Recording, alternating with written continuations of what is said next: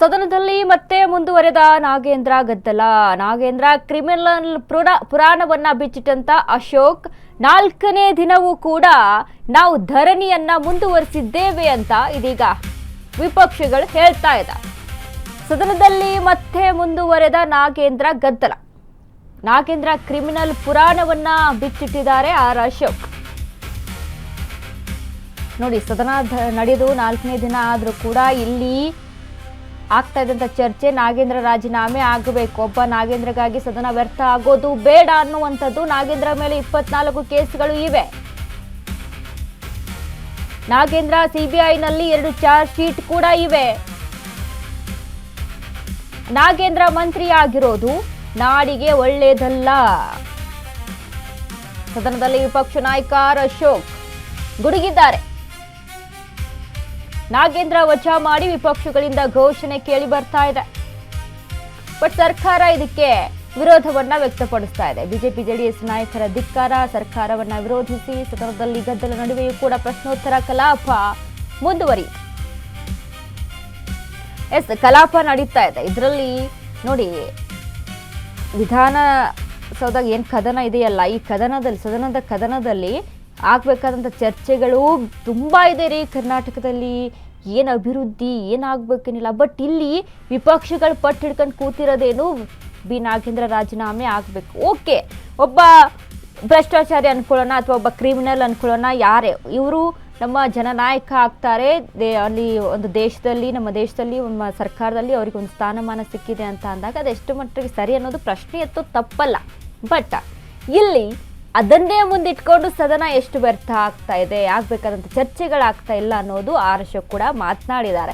But ಪಟ್ಟನ ಹಿಡಿತಾ ಇದ್ದಾರೆ ವಿಪಕ್ಷಗಳು, ಬಿ ನಾಗೇಂದ್ರ ರಾಜೀನಾಮೆ ಆಗಲೇಬೇಕು ಅನ್ನುವಂಥ ನಿಟ್ಟಿನಲ್ಲಿ. ಇವತ್ತು 4ನೇ ದಿನ, ನಾವು 4ನೇ ದಿನನೂ ಕೂಡ ಧರಣಿಯನ್ನ ಮುಂದುವರಿಸಿದಿರಿ. ನಮ್ಮ ಕಾರಣ ಬಹಳ ಸಿಂಪಲ್.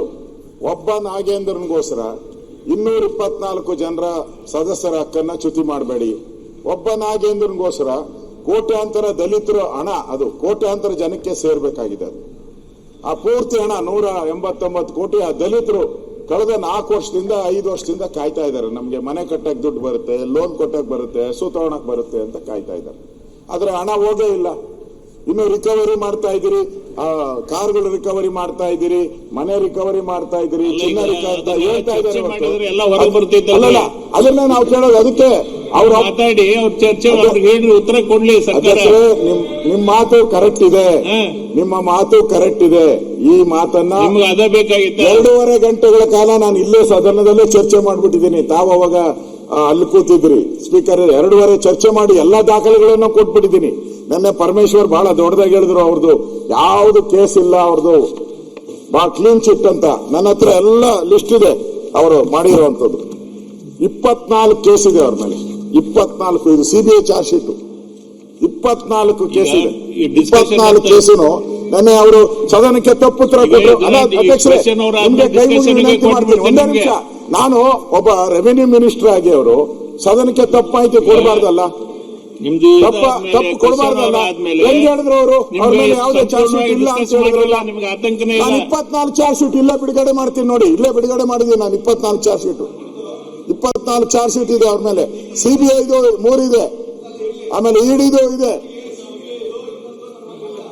ಲೋಕಾಯುಕ್ತದಿದೆ, ಲೋಕಾಯುಕ್ತ ಕೋರ್ಟ್ ಅಲ್ಲಿ ಮಾಹಿತಿ ಕೊಡಕ್ಕೆ ಬಿಡಿ.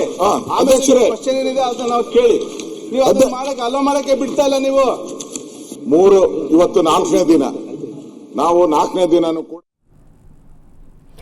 ಆರ್ ಅಶೋಕ್ ಅವರ ಕಳಕಳಿ ಏನಿದೆಯೋ ಅದು ನಮ್ಮ ಕಳಕಳಿ ಕೂಡ ಅದೇ. ಅಂದ್ರೆ ಬಿ ನಾಗೇಂದ್ರ ಅನ್ನುವಂಥ ಮ್ಯಾಟ್ರ್ ಇಟ್ಕೊಂಡು ಇಡೀ ಸದನವನ್ನ ಕಂಪ್ಲೀಟ್ ಮಾಡೋದು ಬೇಡ. ಚರ್ಚೆ ಆಗಲಿ, ಅಭಿವೃದ್ಧಿ ಏನು, ಯಾರ್ಯಾರಿಗೆಲ್ಲ ಹಣ ಸ್ಯಾಂಕ್ಷನ್ ಆಗಬೇಕು, ಎಲ್ಲವೂ ಕೂಡ ಪೆಂಡಿಂಗ್ ಇದೆ. ಸೊ ಇದರಿಂದ ಎಲ್ಲರೂ ಕಷ್ಟ ಆಗ್ತಿದೆ, ಹೌದು. ಬಟ್ ಆಗ್ತಾ ಇರೋದೇನು, ನೀವು ರಾಜೀನಾಮೆ ಕೊಡಿ ಅಂತೀರಾ, ಅವ್ರು ಕೊಡಲ್ಲ ಅಂತಾರೆ.